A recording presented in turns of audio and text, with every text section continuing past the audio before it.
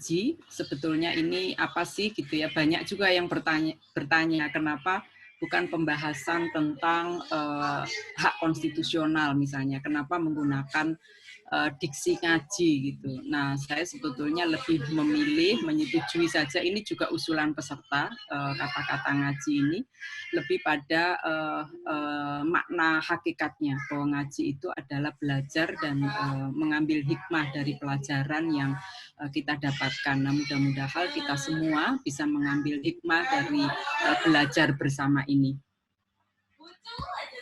Ibu-ibu sekalian, kalau tidak kenal tidak sayang gitu ya. Saya tidak yakin semua peserta sudah mengenal saya. Oleh karena itu saya tetap perlu memperkenalkan diri dulu.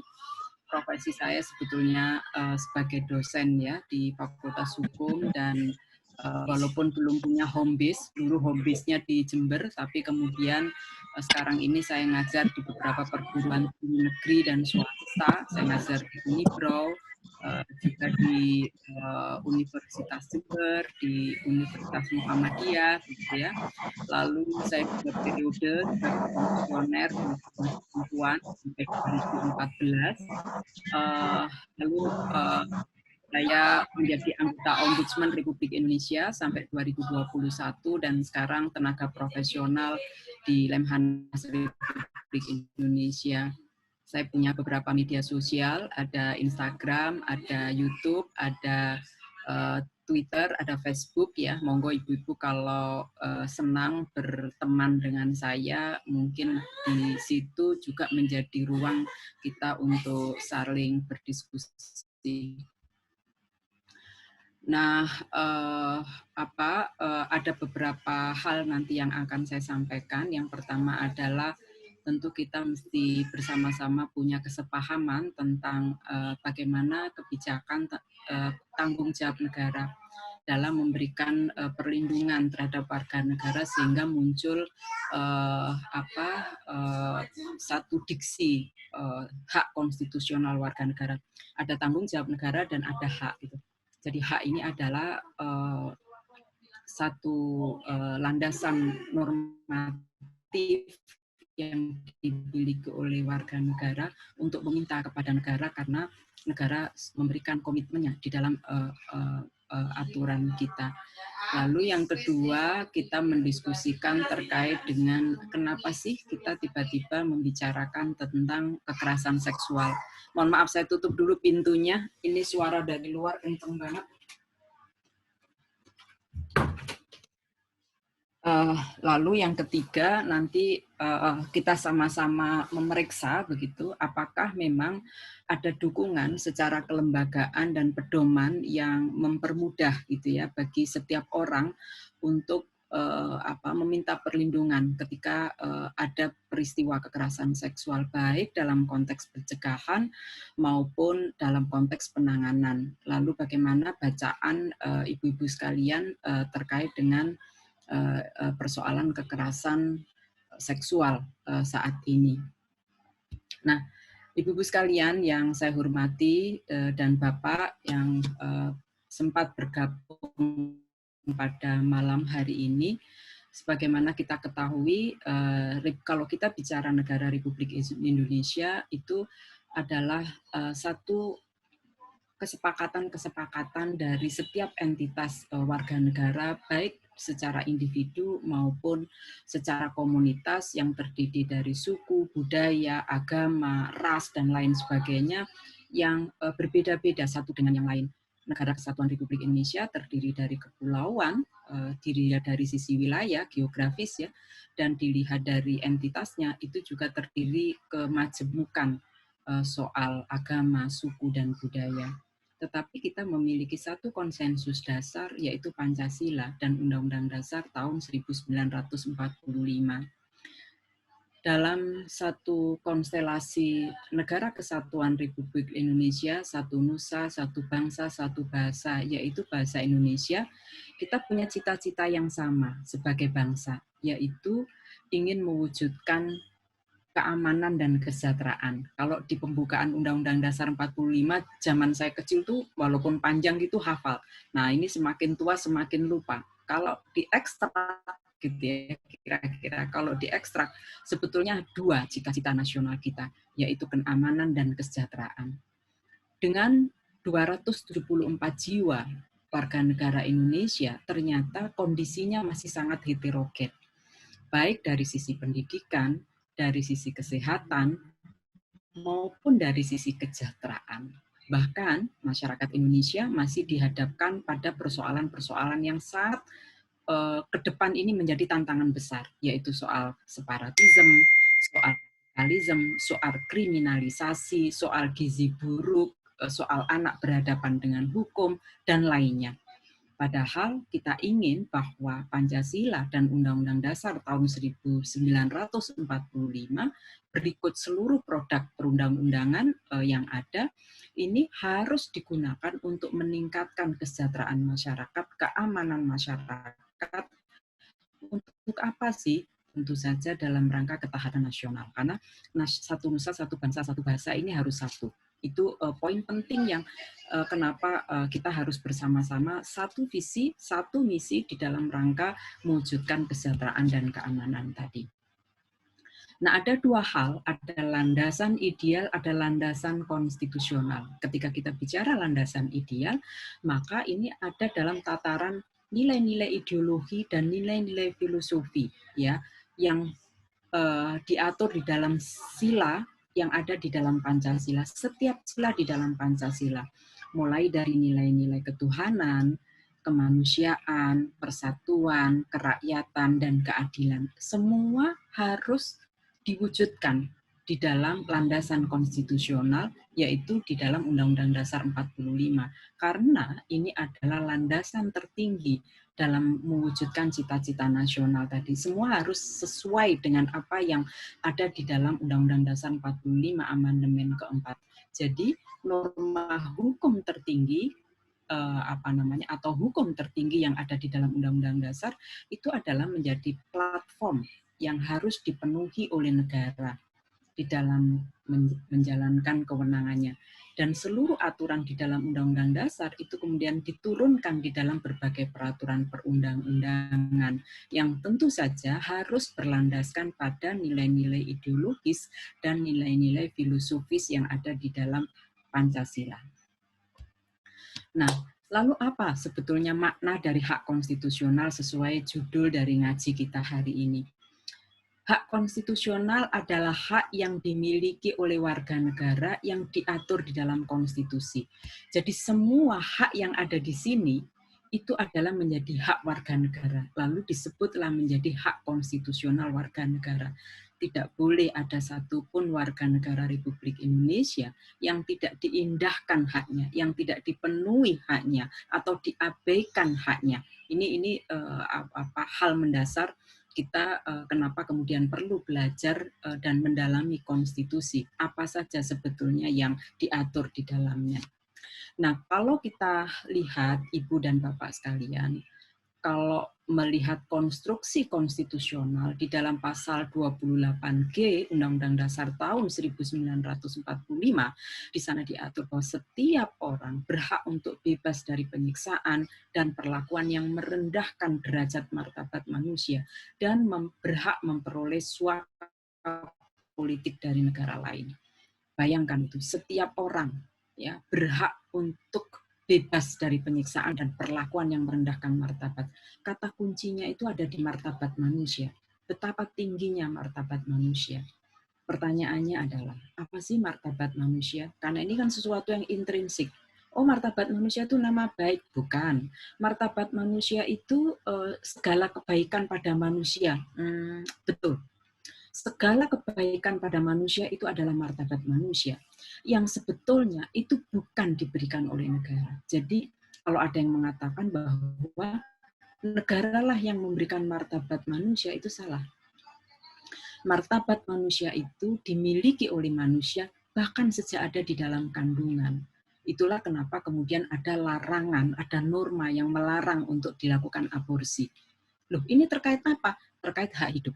Setiap orang berhak untuk hidup. Artinya bahwa martabat manusia itu melekat pada diri manusia, bukan campur tangan negara, bukan karena diberi negara. Yang memberi adalah Tuhan Sang Pencipta, Allah Subhanahu wa Ta'ala. begitu manusia diciptakan, disitulah melekat harkat dan martabatnya. Gitu ya. Nah, harkat dan martabat ini melekat pada setiap orang dan negara pun harus melindungi. Negara harus memastikan bahwa setiap manusia bebas dari penyiksaan, apalagi sampai merendahkan martabatnya. Selain di pasal 28, di pasal 27 ternyata Undang-Undang Dasar 45 juga menegaskan bahwa semua warga negara bersamaan kedudukannya di dalam hukum. Nggak boleh dibedakan. Mau agamanya apapun, mau dari suku manapun, ya, dari strata sosial apapun, dia harus sama. Sama ternyata kedudukannya sebagai warga negara, tidak boleh dibedakan. Artinya bahwa setiap warga negara harus diperlakukan adil oleh siapapun, termasuk oleh aparat penegak hukum dan pemerintah ketika dia berhadapan dengan pemerintah, ketika dia berhadapan dengan hukum, tidak lagi dipertanyakan, oh karena kamu perempuan maka begini, oh karena kamu laki-laki begini, oh karena kamu disabilitas begini, karena kamu anak begini. Tidak boleh. Karena di dalam Undang-Undang Dasar 45 pasal 27 ayat 1 di situ ditegaskan due process of law, proses hukum yang berkeadilan sebagaimana yang dicantumkan dalam Undang-Undang Dasar 45 adalah menjadi komitmen negara yang harus diberikan kepada setiap warga negara. Oleh karena itu dalam mewujudkan negara yang sejahtera dan aman, 274 jiwa yang sekarang ini menjadi penduduk negara Republik Indonesia, menjadi warga negara Indonesia, harus diperlakukan sama. Bahkan penduduk Indonesia juga harus diberi penghormatan martabatnya. Mungkin ada yang bertanya, apa sih bedanya penduduk dan warga negara? Jadi kalau warga negara itu pasti penduduk Indonesia, karena dia bisa jadi orang yang tinggal di Indonesia dan dia warga negara Indonesia. Tapi kalau penduduk Indonesia, dia tinggal di Indonesia tapi belum tentu bukan warga negara Indonesia, ya. Dia tinggal di Indonesia tapi belum tentu warga negara Indonesia. Kalau warga negara Indonesia, ya tinggal di Indonesia dan dia warga negara Indonesia. Nah, oleh karena itu, Ibu dan Bapak sekalian, 274 jiwa tadi harus dihormati martabatnya, harus dilindungi hak dan kewajibannya, dan harus mendapatkan persamaan perlakuan di depan hukum, due process of law. Ini yang kita lihat dari konstruksi konstitusional kita. Lalu apa yang dilakukan oleh pemerintah sampai dengan saat ini untuk memastikan perlindungan terhadap martabat manusia? Ya, terutama perempuan dan anak ya, yang memang secara spesifik seperti kita ketahui punya kerentanan secara khusus. Sebetulnya perempuan itu tidak kelompok rentan, ibu-ibu dan bapak, jadi jangan salah, beda dengan anak-anak ya, dia rentan karena usianya dan dia di bawah pengasuhan kedua orang tuanya, terutama mereka yang belum berusia 18 tahun ke atas. Jadi 18 tahun ke bawah itu masih dalam kategori usia anak. Bahkan kalau terkait perkawinan itu usia 19 tahun gitu ya. Perempuan bukan kelompok rentan, tetapi dia menjadi rentan, dia direntankan karena seringkali diposisikan dan dikondisikan yang berbeda, yang sering orang menyebut dengan gender itu. Jadi gender itu juga gitu, definisinya panjang gitu, suka saya juga nggak hafal. Saya lebih melihat mudahnya adalah ketika seseorang diposisikan dan dikondisikan berbeda, maka dia potensi mendapatkan berbagai bentuk diskriminasi, termasuk kekerasan. Ya. Kalau orang sudah mengalami diskriminasi, maka dia potensial mengalami kekerasan. Kenapa? Karena lalu dia diperlakukan berbeda, ya, diposisikan berbeda dengan yang lainnya. Gitu. Dia harusnya manusia itu subjek, gitu, subjek hukum. Tapi karena diposisikan lebih rendah, dikondisikan lebih rendah, seringkali dijadikan objek, terutama objek terhadap tubuhnya. Kalau perempuan itu seringkali yang dijadikan objek tubuhnya, ya, karena seksualitas perempuan itu seringkali tubuh dan tubuh dan ketubuhan perempuan itu dijadikan objek seksual oleh berbagai pihak karena laki-laki diposisikan, dikondisikan berbeda. Nah, di konstruksi pemenuhan hak konstitusional, khususnya terkait perempuan karena perempuan oleh masyarakat sering diposisikan dan dikondisikan berbeda. Lalu ada beberapa komitmen yang sudah dilakukan oleh pemerintah Republik Indonesia. Misalnya melalui Undang-Undang 7 tahun 84 tentang pengesahan konvensi penghapusan segala bentuk diskriminasi terhadap perempuan. Konvensi ini mengatur hak-hak perempuan dalam segala bentuk kehidupan, tidak boleh dibedakan ya, harus diterapkan, termasuk ketika perempuan di lembaga pemasyarakatan nggak boleh dibedakan, ketika perempuan berhadapan dengan hukum tidak boleh dibedakan, ketika perempuan kontestasi politik tidak boleh dibedakan, ketika perempuan dalam birokrasi juga tidak boleh dibedakan, ketika perempuan mengalami kekerasan seksual juga tidak boleh dibedakan hanya karena dia korban, udahlah apa sih pentingnya ngurusi korban misalnya. Lalu yang kedua adalah Undang-Undang Nomor 5 tahun 98 tentang Konvensi menentang penyiksaan dan perlakuan atau penghukuman lain yang tidak manusiawi. Means bahwa pemerintah Indonesia berkomitmen tidak boleh ada orang yang disiksa dalam kehidupannya, diperlakukan yang tidak bermartabat. Selain itu, ada beberapa undang-undang yang lain, misalnya Undang-Undang 39, 99 tentang hak asasi manusia, yang di sana juga mengatur tentang berbagai hak warga negara, yang spesifik perempuan juga ada secara khusus tidak boleh diperlakukan diskriminatif.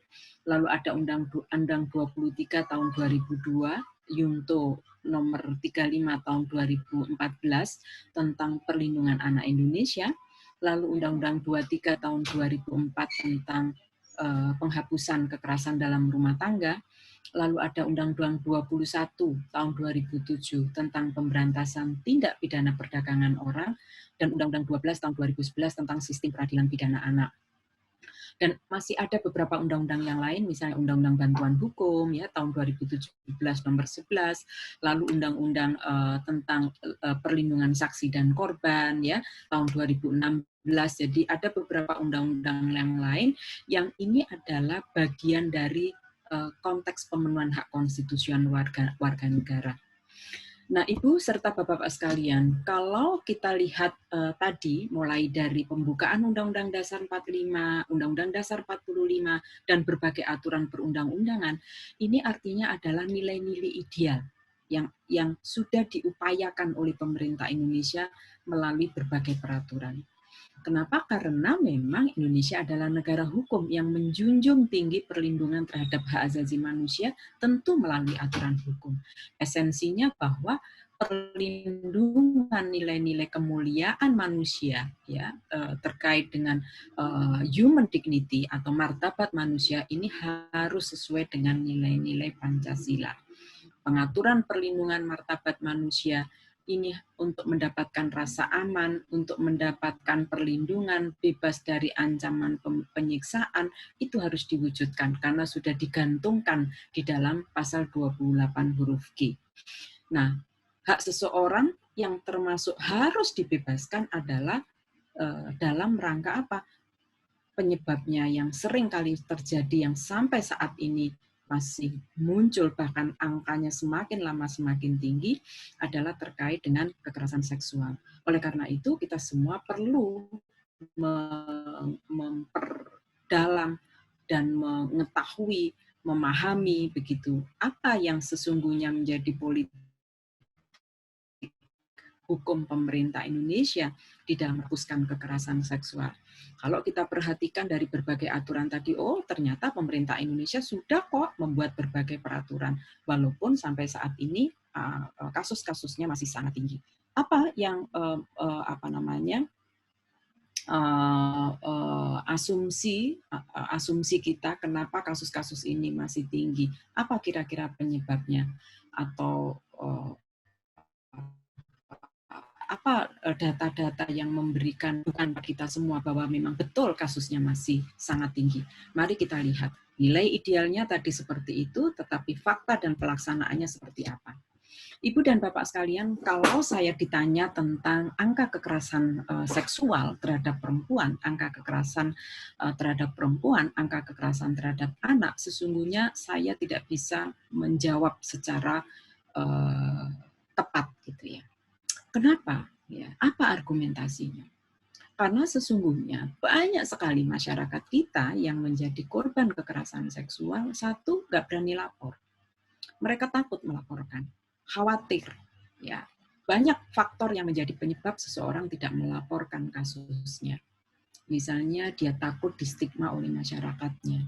Kalau dia korban kekerasan seksual dan pelakunya adalah suaminya, dia juga takut melaporkan karena khawatir dianggap bual atau membuat laporan palsu atau mengada-ada, masa suaminya memperkosa begitu ya. Kalau dia akan melaporkan, dia khawatir dikucilkan misalnya. Atau dia punya keberanian melapor, tetapi dia tidak punya barang bukti. Atau dia punya barang bukti, tapi tidak ada saksi. Atau dia melapor, tapi tidak ditindaklanjuti oleh aparat kepolisian misalnya. Dan berbagai hal yang menyebabkan soal angka ini sampai sekarang adalah saya memberi question tag di sini, hitam warnanya, dark. Kita sebetulnya tidak pernah tahu berapa angka kekerasan yang terjadi yang dialami oleh masyarakat kita sampai dengan saat ini. Yang kedua, yang juga masih menjadi pertanyaan adalah bentuknya. Apa sih bentuk ragam kekerasan seksual yang dialami korban sampai dengan saat ini? Belum ada jawaban yang pasti soal bentuk ini. Karena setiap hari, setiap saat, bentuk-bentuk ini muncul, dan karena tidak dilaporkan, kita sampai tidak pernah bisa memastikan berbagai bentuk ragam kekerasan seksual yang dialami korban. Yang bisa diidentifikasi adalah tentu saja kasus-kasus yang dilaporkan dan ditangani, seperti angka yang nanti akan saya tunjukkan.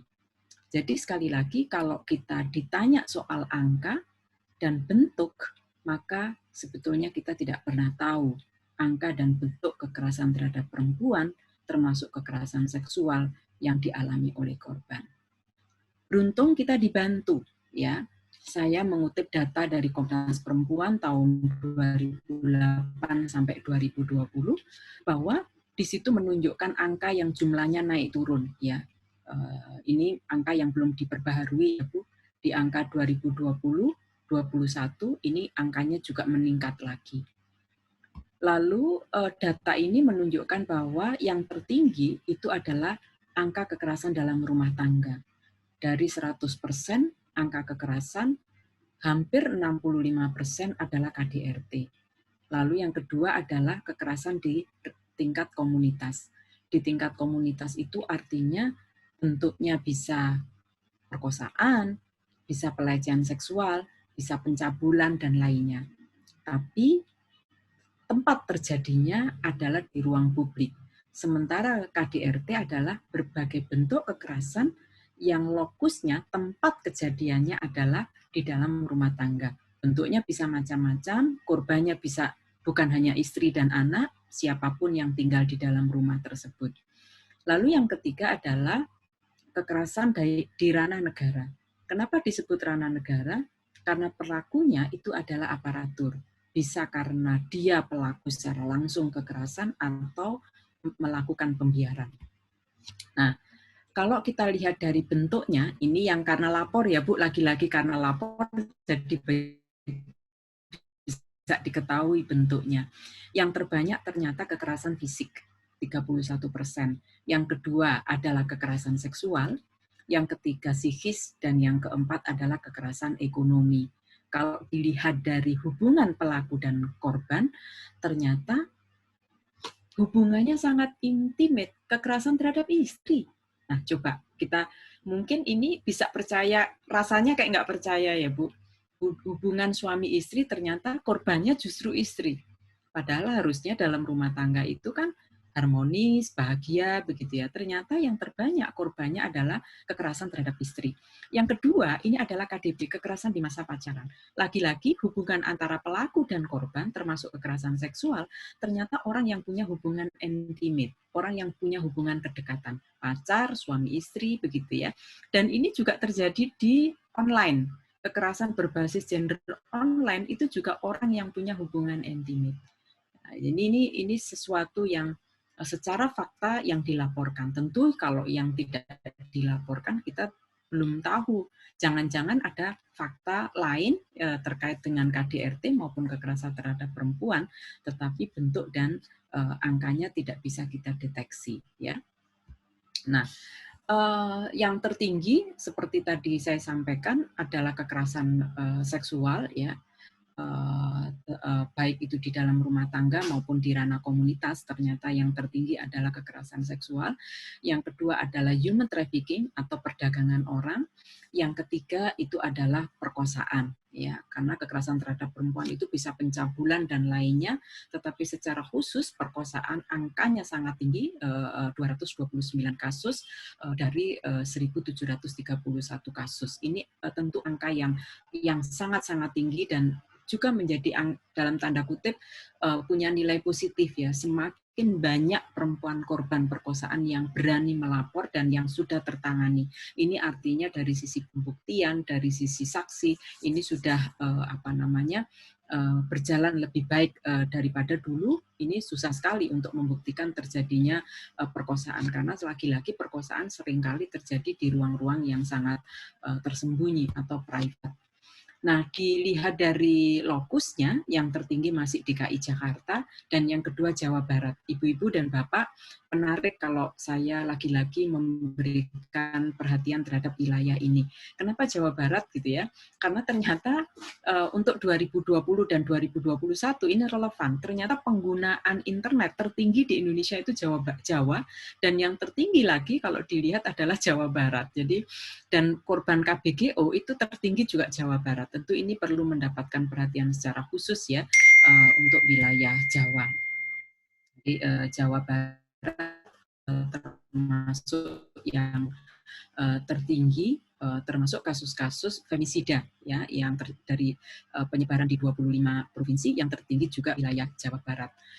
Nah, untuk kekerasan berbasis gender di ranah KDRT ini di masa pandemi ini juga mengalami kenaikan menurut data Komnas Perempuan. Yang tertinggi juga masih DKI Jakarta, ada 313 kasus, kemudian Jawa Timur 41 kasus, Jawa Tengah, Jawa Barat, dan kemudian Sumatera Selatan. Ini lagi-lagi berdasarkan kasus yang berbasis pada aduan masyarakat ke WCC. Kalau tadi ke Komnas Perempuan, ini yang dilaporkan ke WCC atau ke lembaga swadaya masyarakat, karena sekarang cukup banyak, ya Bu, Women Crisis Center, apakah itu yang berbasis pada lembaga keagamaan maupun yang berbasis pada lembaga kemasyarakatan, ya.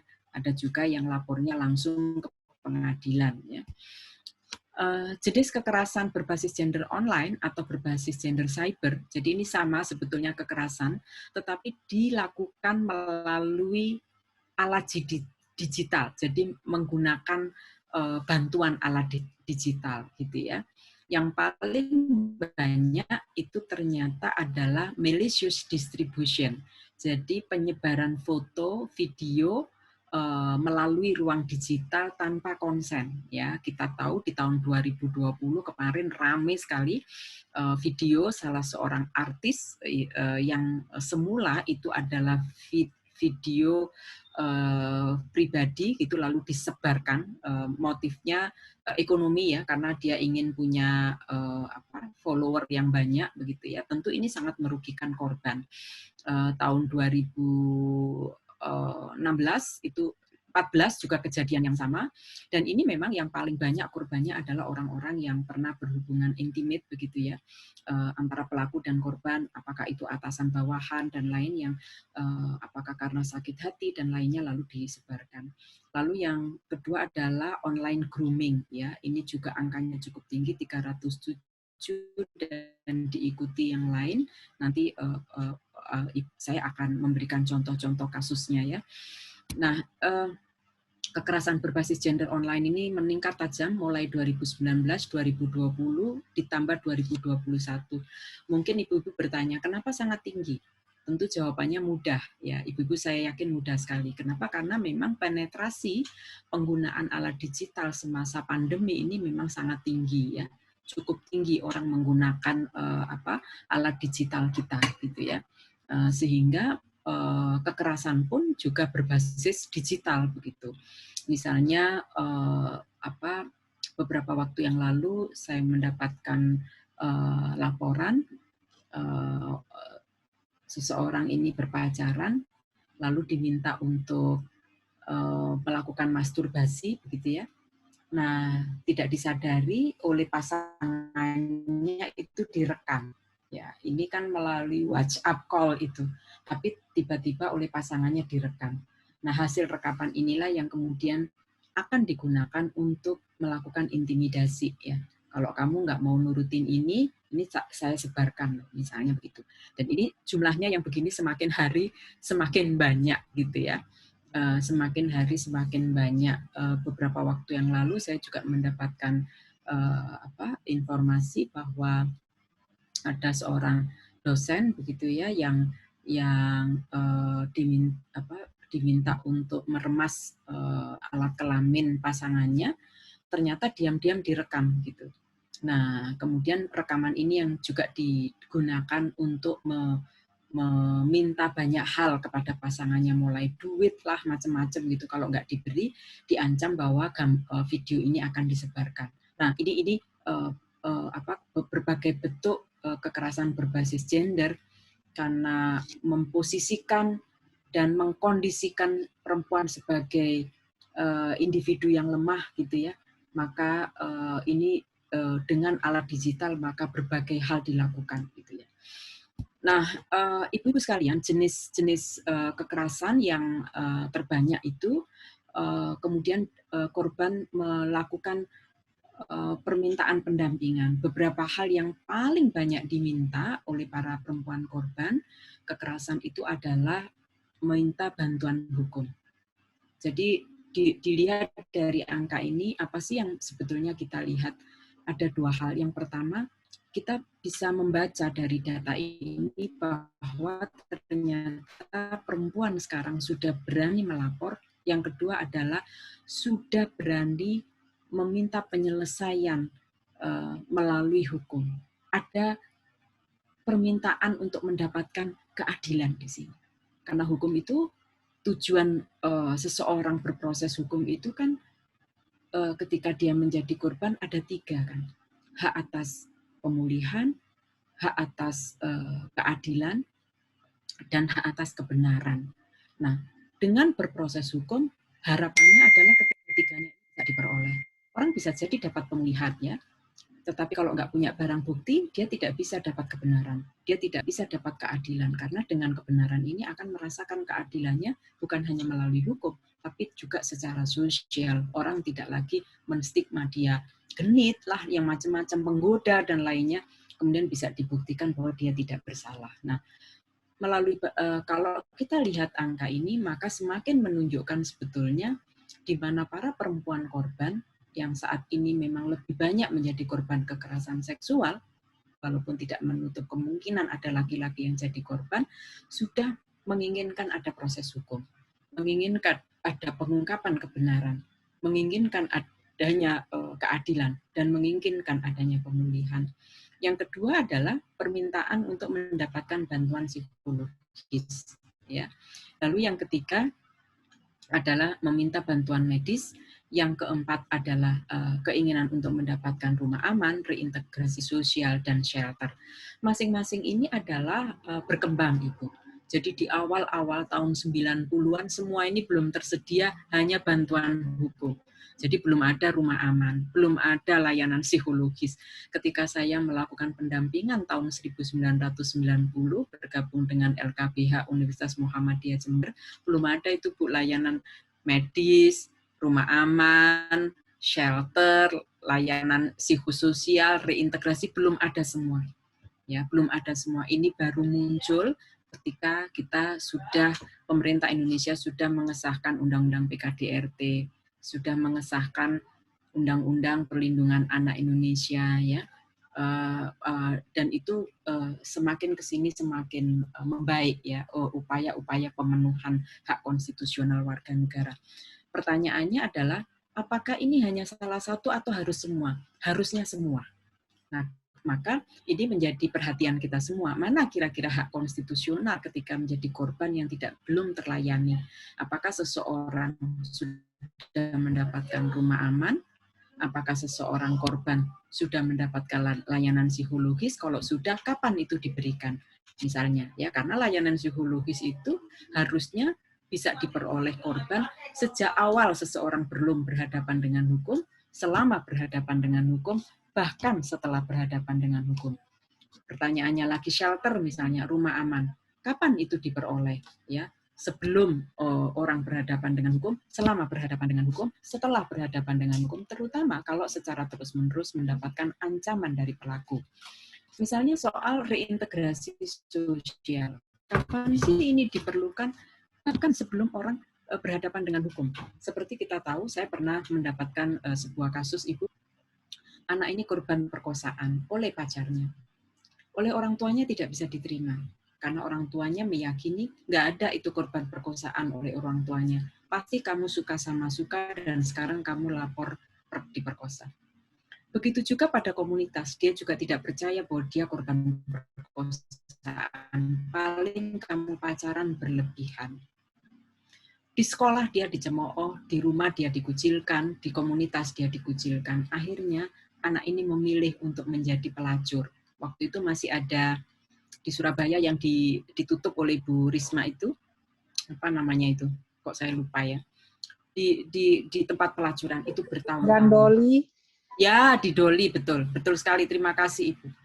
Nah, ketika ini ingin kita ajak kembali, berbulan-bulan kita dampingi, hampir 3 tahun begitu ya.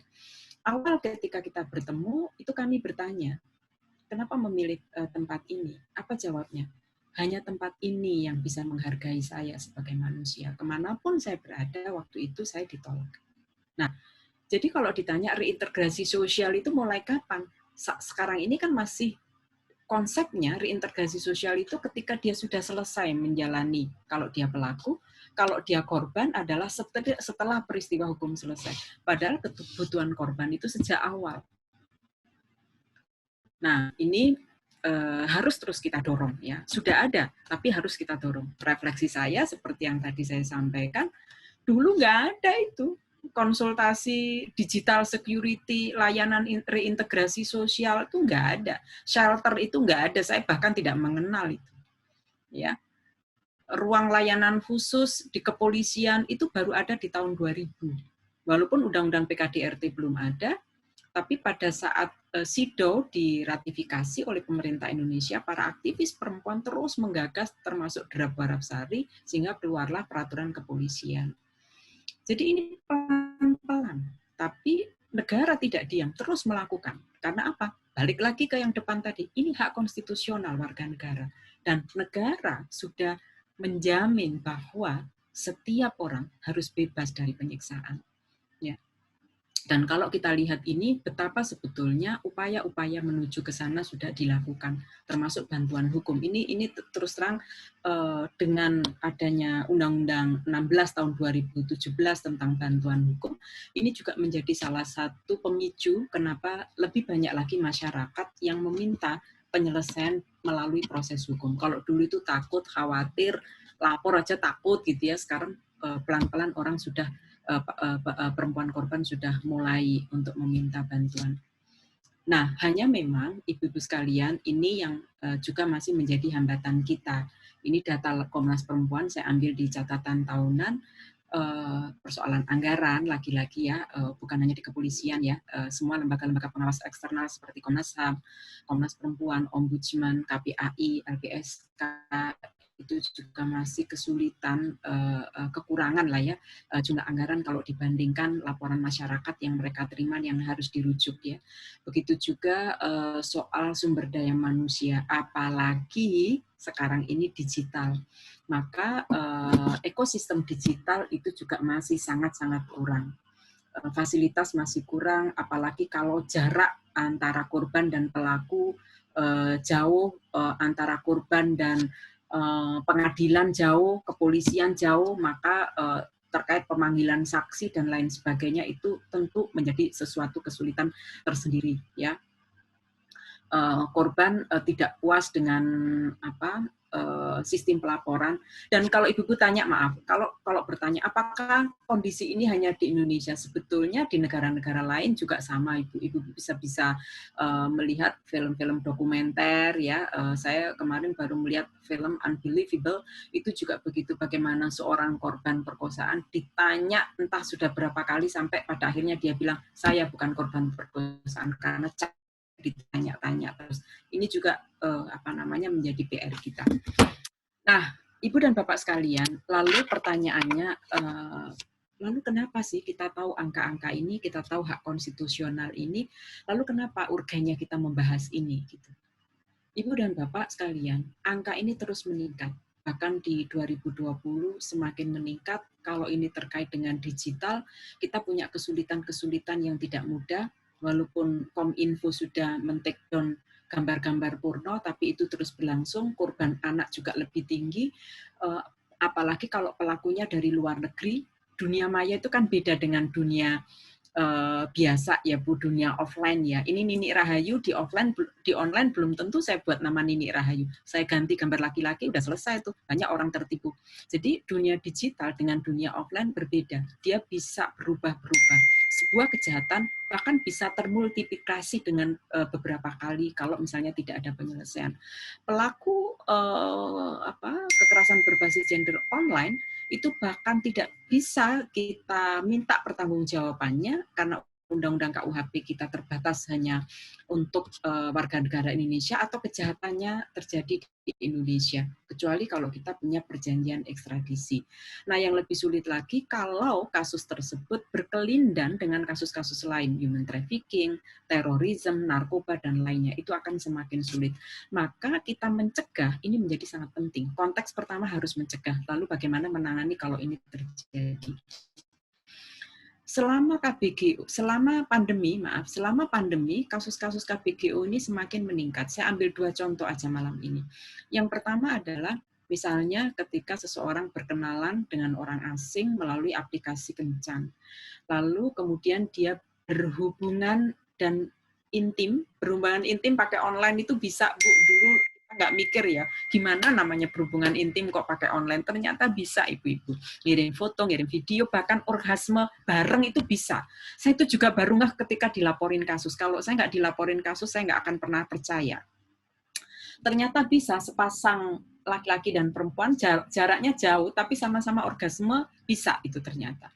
Lalu setelah mereka masih hubungan intimate nggak ada masalah, tetapi ketika hubungan intimate itu terpisah atau terluka satu dengan yang lainnya, dia dipaksa melakukan sesuatu yang kalau tidak diikuti, maka foto atau video yang di screenshot atau direkam tadi akan disebarkan. Seperti yang tadi saya sampaikan. Ini modus yang paling banyak di masa pandemi. Nah, maaf. Lalu pertanyaannya, bagaimana situasi dan kondisi pada kasus-kasus anak di kota Bapak dan Ibu sekalian? Bagaimana profil pelaku, profil anak, apa latar belakangnya, apa penyebabnya, bagaimana mereka yang melakukan proses hukum, apakah tuntutannya sudah sesuai dengan aturan, bagaimana sistem peradilan pidana anak yang ada, apakah proses penanganannya sudah sesuai, sarana prasarananya sudah sesuai, karena anak itu sistem peradilannya khusus ya, hakimnya juga khusus, penyidiknya juga khusus begitu. Lalu apa kendala-kendalanya? Ini semakin menguatkan kita penting untuk mencegah karena semakin rumitnya penanganan kasus kekerasan terutama pada kasus anak. Kita juga masih mengalami hambatan ini yang pelaku ya. Lalu bagaimana profil korban? Ya, siapa yang jadi korban, berapa jumlahnya, apa penyebabnya dia jadi korban, ya, bagaimana sistem peradilannya, ya, baik pelaku maupun korban ini sama-sama perlu kita tahu. Bagaimana di masing-masing kota Ibu dan Bapak sekalian kondisinya. Apakah sampai hari ini Ibu dan Bapak tahu? Ya, ini penting sekali, menjadi dasar bagi kita untuk ternyata memang kita harus melakukan upaya pencegahan. Kalau kita mau melakukan upaya pencegahan dan penanganan, apa yang saya sampaikan ini menjadi sangat penting untuk diketahui Bapak dan Ibu sekalian. Belum lagi hambatan kultural, meskipun tadi di awal sudah saya singgung ya. Kalau misalnya Ibu dan Bapak ditanya, bagaimana sih respon korban kekerasan ketika mereka mengalami, yang banyak dilakukan oleh korban itu diam, menghindar, atau melawan.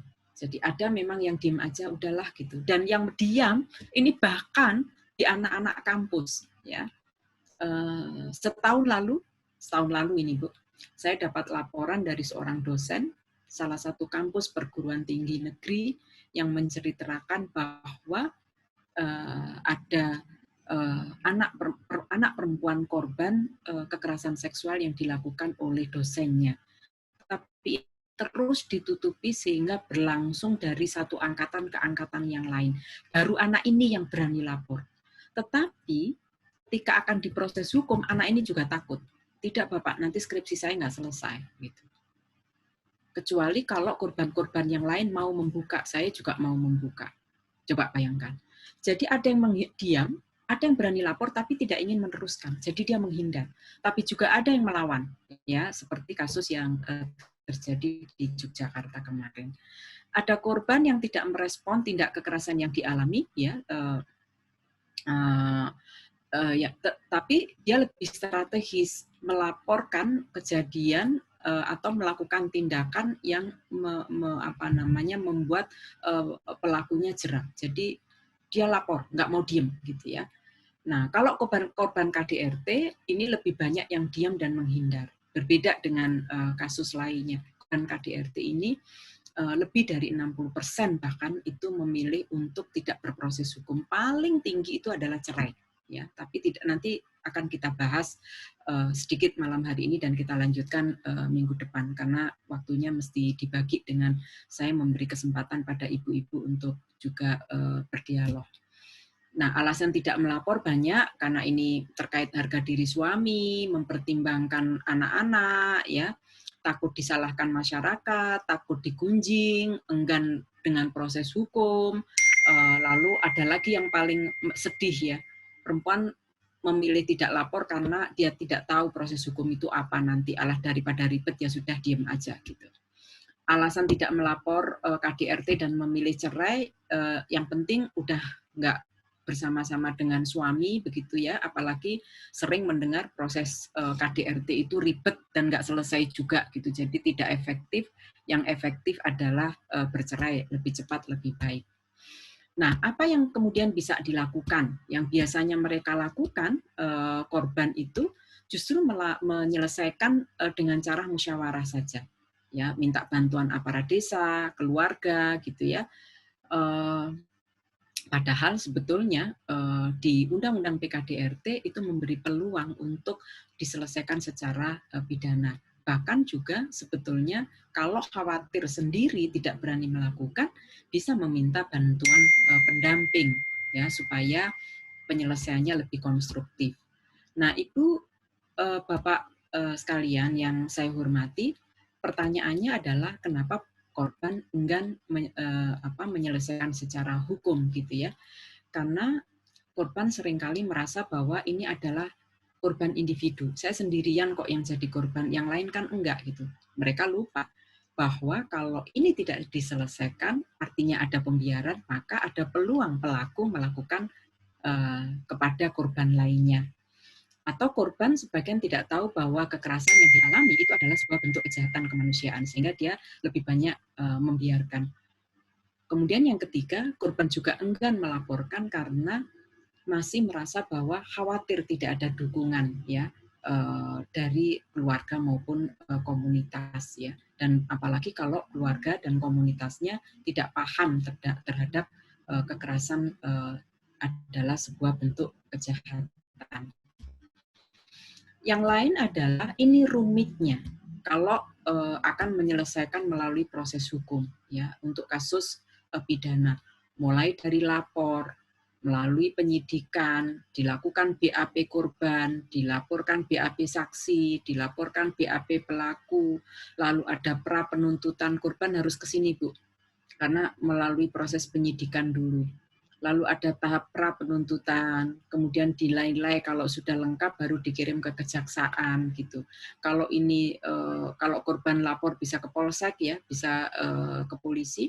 Kemudian kalau sudah lengkap ke kejaksaan ya. Kalau misalnya kurang lengkap akan dikembalikan ke polisi lagi ke kanan ini. Kalau sudah lengkap baru kemudian dilakukan proses dakwaan di pengadilan. Kalau kemudian ada permintaan putusan sela dari pelaku, maka kalau dikabulkan dakwaannya maka bisa dikembalikan lagi kepada jaksa. Kalau ditolak maka sidang dilanjutkan. Ini kalau ada permintaan dari pelaku. Lalu nanti dalam persidangan korban diminta lagi untuk memberikan kesaksian ya dan seterusnya. Kalau diputus pelaku bersalah baru memperoleh rehabilitasi. Ini yang tadi saya sampaikan. Di konsep yang sekarang rehabilitasi itu baru di akhir. Harusnya rehab itu sejak di awal. Diberi pemulihan korban di sini. Selama di awal laporan, selama proses di sini, di akhir ini juga harus dilakukan. Bahkan pelaku itu di sini nggak ada gambarnya sama sekali. Harusnya tersangka itu juga dilakukan rehabilitasi. Kalau korban dilakukan pemulihan, pelakunya dilakukan rehabilitasi. Kenapa?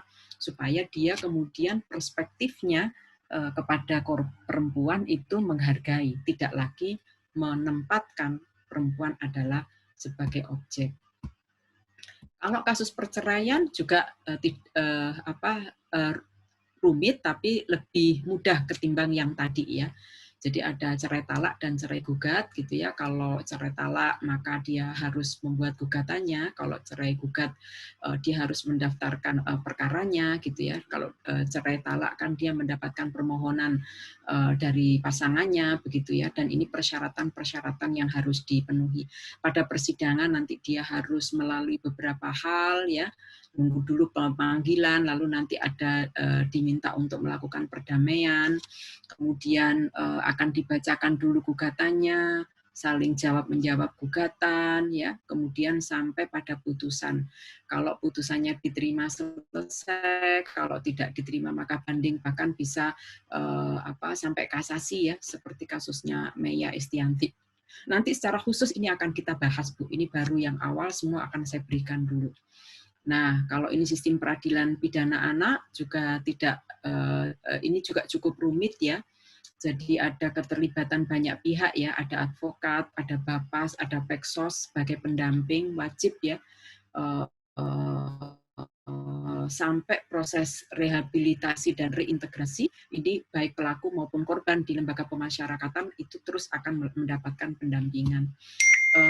Proses peradilan anak ini khusus ya, dan hukumannya memang hanya 2/3 ya Bu dari tuntutan pidana orang dewasa. Ada keterlibatan utuh Bapas, pengacara atau advokat termasuk di lembaga pemasyarakatan. Nah, nanti secara khusus juga akan kita bahas persoalan PKDRT, tetapi ini karena pukul 20.30, saya ingin mengakhiri dulu sampai di sini. Ternyata saya tidak bisa menyelesaikan sesi 1, karena ini masih ada 5 slide lagi. Saya ingin memberi kesempatan dulu Ibu dan Bapak untuk sharing pengalaman juga, atau kalau ada hal-hal yang ingin ditanyakan. Kalau tidak ada nanti baru saya, kalau waktunya masih ada nanti saya akan melanjutkan presentasi ini. Saya akan stop share screen dulu. Silakan Ibu dan Bapak kalau ada yang ingin disampaikan. Yes, saya Mbak Nini dari Bondowoso, Mbak Murti. Oke. Oh iya Ibu Bapak, saya lupa. Jadi ada giveaway ya. Bagi Bapak dan Ibu yang memberikan pertanyaan atau memberikan pernyataan yang sangat konstruktif, nanti akan dipilih dan saya akan memberikan hadiah buku. Kebetulan buku ini saya tulis tentang politik hukum penghapusan kekerasan seksual. Dan ada hadiah lainnya nanti menyusul. Baik, saya persilakan yang tadi sudah menyampaikan siapa ya? Mbak Murti dari Bondowoso, Mbak Nini. Oke. Ya, silakan Mbak Murti dari Bondowoso. Selain juga ada banyak raise hand ya, nanti saya akan respon satu-satu. Silakan Mbak Iya, Murti. menarik itu tadi ada statement tentang bahwa pelaku juga perlu mendapatkan rehabilitasi. Ya, ini bahasa ini baru saya dapat ini. Karena memang sekali lagi kalau dalam keseharian sampai hari ini itu memang kami rata-rata memposisikan mereka ya pelaku gitu loh. Jadi posisi kita tuh bahwa mereka itu tanda kutip ya seakan-akan musuh bersama gitu. Ternyata itu juga tidak menjadi penyelesai karena justru dari situ tidak muncul perspektif yang sama terkait penghormatan terhadap perempuan dan anak. Jadi kan harus diawali dari bahwa setiap orang itu dianggap tidak paham ya, belum ada bentuk penyadaran sehingga perempuan dan anak ini harus dihormati sehingga tidak perlu terjadi seperti itu. Nah ini menarik ini Mbak Nini bahwa pelaku itu perlu mendapatkan rehabilitasi sehingga akan mendapatkan apa ya? Ini sosialisasi yang berujung pada penyadaran bersama. Perlu sih sekali-kali mungkin pelaku itu juga diundang gitu ya, semacam begini, misalkan sosialisasi. Bagaimana sih rasanya ketika menjadi pelaku, misalkan gitu nih. Bagaimana ketika sudah ketahuan, terus kemudian dapat hukuman. Nah ini penting gitu loh, sehingga menjadi menjadi gerakan bersama bahwa ini tidak perlu terjadi karena memang ada sesuatu yang sakit yang perlu kita ketahui. Apa sih mindset atau persepsi mereka tentang kekerasan sehingga mereka menjadi pelaku kan itu. Ini menarik ini Mbak Nini. Mungkin lain waktu bisa kita bahas ya dengan psikolog atau gimana. Karena memang kita pada dasarnya kan lembaran putih, tetapi ketika menjadi pelaku kejahatan itu kan ada sesuatu yang salah di situ. Nah, ini penghormatan terhadap manusia itu satu. Terus kedua tadi ada kejahatan negara ya, bahwa setiap saya melihatnya begini, kenapa sih sampai hari ini Undang-Undang PKDRT, Undang-Undang Perlindungan Anak itu sudah tahun 2002 dan 2004, bayangin berapa puluh tahun yang lalu. Tapi hari ini ternyata dengan beberapa anggaran yang digelontorkan oleh negara kepada daerah tidak cukup membuat data-data itu menjadi kabar gembira bahwa kalaupun ini tidak bisa dihapuskan benar-benar, tapi minimal ada grafik yang menunjukkan bahwa ada peningkatan kesadaran gitu loh. Saya nggak tahu ini kejahatannya di mana. Kalau tanpa anggaran tuh apalagi gitu ya. Ini ada anggaran saja saya melihatnya. Karena saya di NGO ya, saya tahu betul bagaimana DAK itu digelontorkan kepada suatu daerah, tetapi juga tidak ini sebagai sebuah kesempatan untuk menekan angka kekerasan itu sendiri. Nah, ini perlu dibahas nanti Mbak Nini. Mungkin itu aja dari saya. Terima kasih atas perhatiannya. Terima kasih. Assalamualaikum warahmatullahi wabarakatuh. Waalaikumsalam warahmatullahi wabarakatuh. Saya juga harus menyapa yang di chat. Terima kasih banyak. Salam kenal semua, Mbak Suraya, Mbak Kustini, Mbak Andi, ya. Lalu ada Mas Randy. Ya, nanti gini, materi akan saya share malam ini. Saya share nanti sebelum saya tutup Zoom-nya akan saya share ya. Lalu ada Ibu Syamsiah. Mohon maaf Ibu, acara ini sangat penting bagi disabilitas. Baik Ibu, nanti secara khusus terkait disabilitas juga akan kita perhatikan ya Ibu, khusus terkait disabilitas ya. Itu akan kita beri perhatian juga karena itu memang juga spesifik. Ibu Dewita,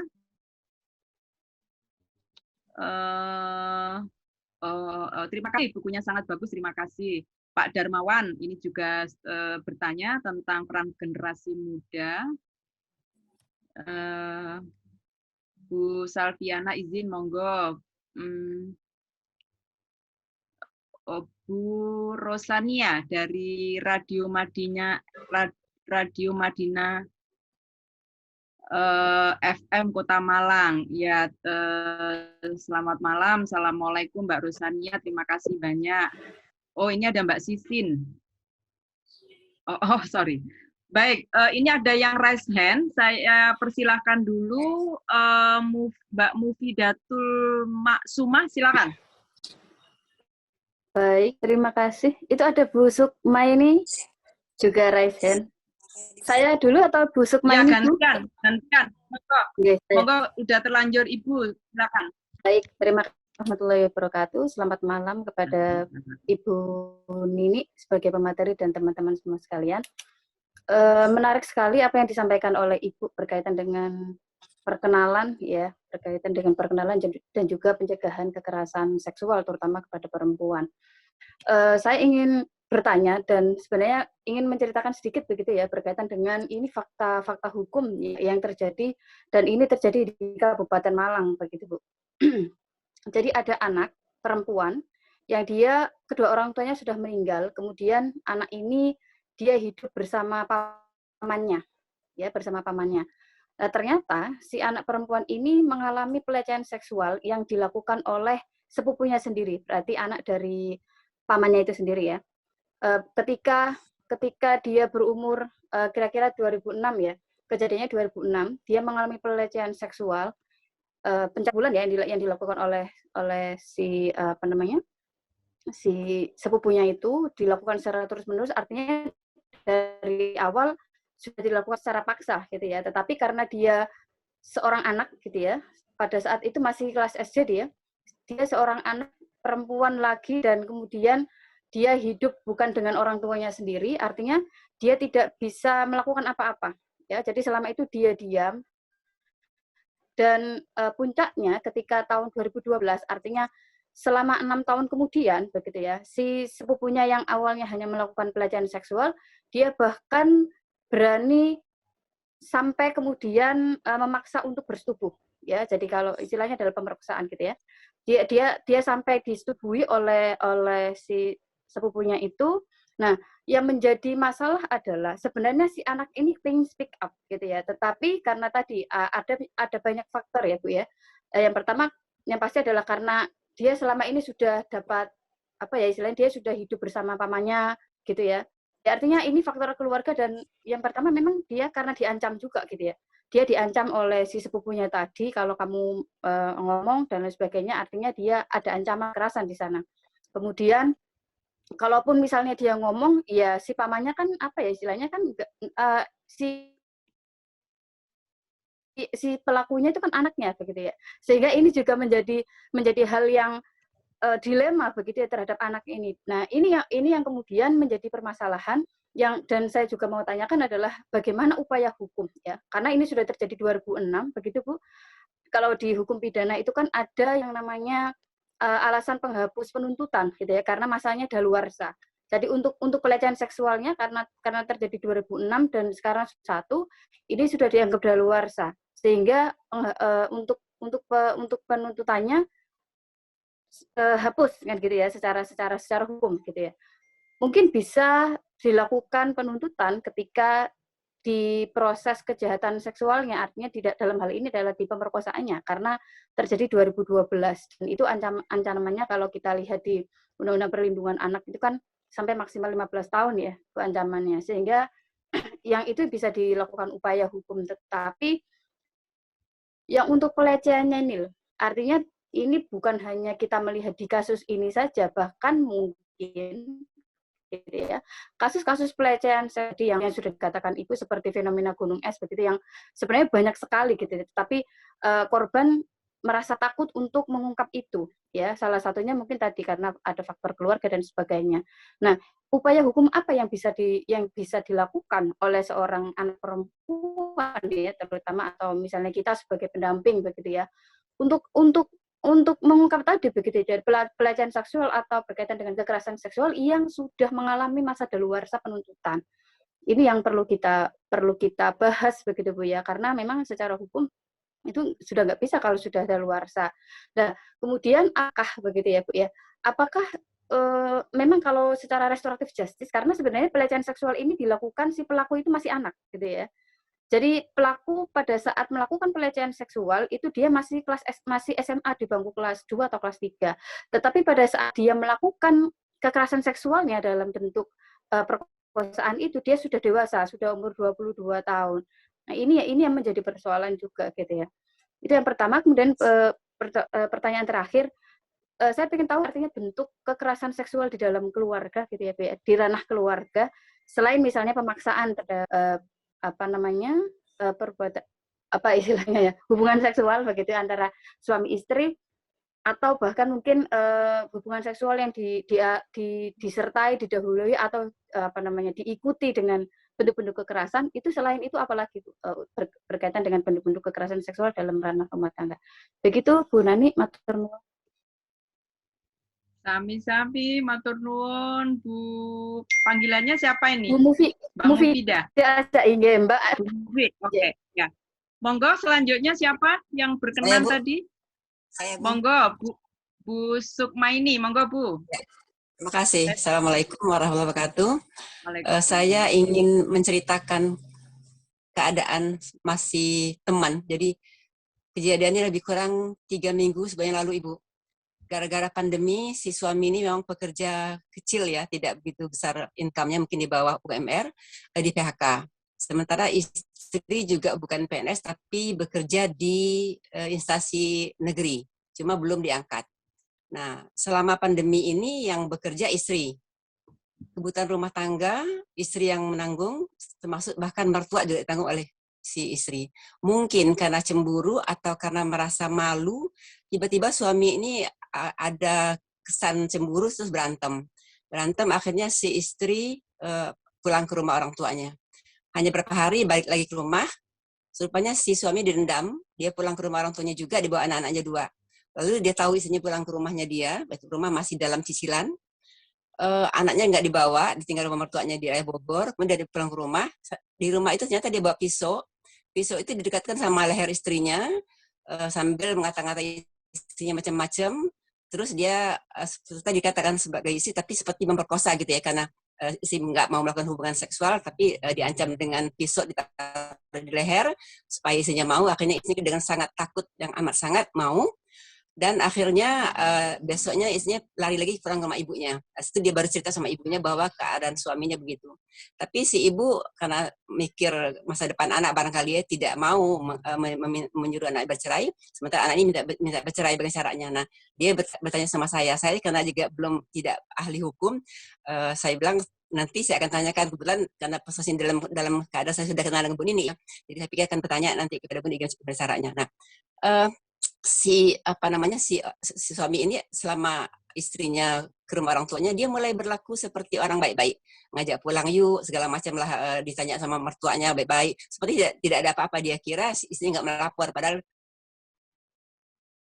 mertuanya tahu semua, si orang tua istri tahu semua keadaan apa yang dilakukan oleh kepada anaknya. Tapi si orang tua perempuan juga tidak mau macam-macam, maksudnya tidak menyuruh istrinya bercerai karena si istri minta cerai. Lalu apa kata istrinya? Kalau mau melapor tidak ada bukti ya, karena waktu itu kan dibawa pisau yang tajam yang menakutkan gitu ya, kemudian dipaksa ke tempat tidur, kemudian foto-foto yang ada di rumah itu yang ada di album diambil semua lalu ditusuk-tusuk depan dia, foto istrinya nih.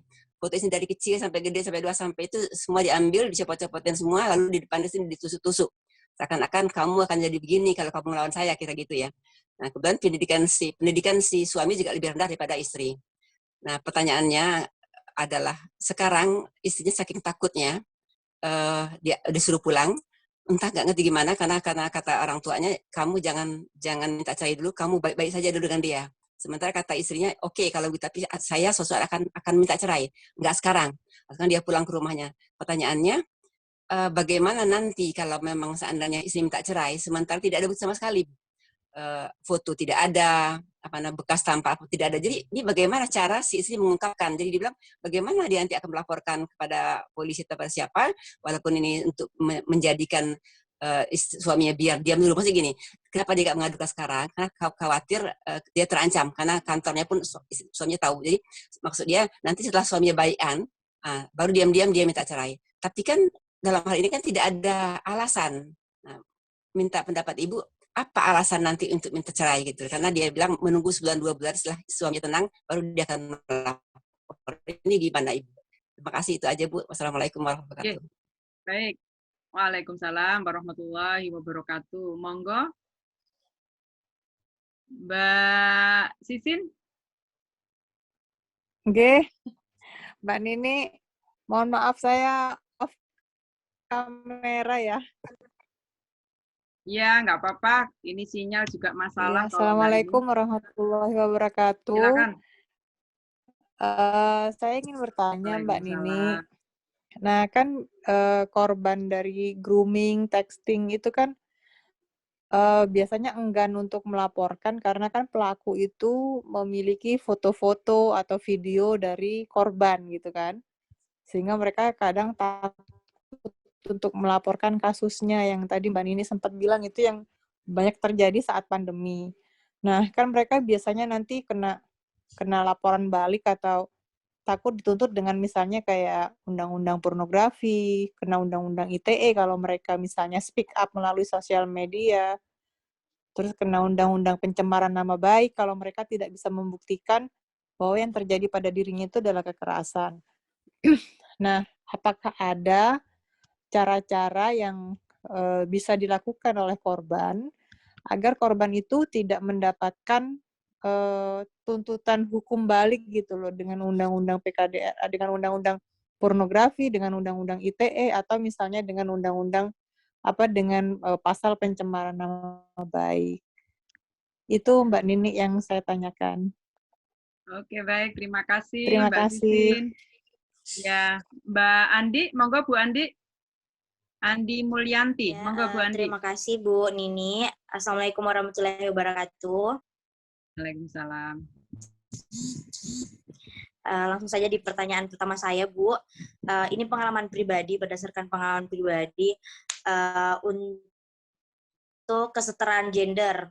Kan saya pernah mencalonkan di kampus salah satu jabatan penting, dan lawan saya itu adalah laki-laki, Bu. Kami cuma 2 calon. Dan secara intelektual mungkin saya bisa, tapi secara mindset teman-teman itu bahwa laki-laki itu lebih bagus daripada perempuan. Jadi saya mohon untuk kiat-kiatnya Ibu atau masukan-masukannya apa-apa sih yang harus dilakukan perempuan biar bisa disetarakan dengan laki-laki, Bu. Terus pertanyaan kedua saya itu tentang kekerasan. Kalau misalnya kita mau melapor, apakah harus ada bukti dulu, misalnya luka atau foto atau apa, Bu, biar bisa melapor seperti itu, Bu. Terima kasih. Assalamualaikum warahmatullahi wabarakatuh. Waalaikumsalam warahmatullahi wabarakatuh. Terima kasih sharingnya Mbak Andi. Ibu Kustini ya? Monggo Bu Kustini dari jawaban. Iya, Silakan. Iya, terima kasih Bu Nini. Assalamualaikum warahmatullahi wabarakatuh. Waalaikumsalam. Saya sebenarnya ingin sedikit sharing saja Bu mengenai pengalaman kami. Minggu kemarin kebetulan kami diundang oleh Kementerian Pendidikan untuk membuat modul buku panduan tentang Kespro buat sekolah-sekolah khusus ya, sekolah-sekolah luar biasa. Yang menarik bagi kami adalah cerita dari para peserta yang sebagian itu adalah pendidik gitu ya.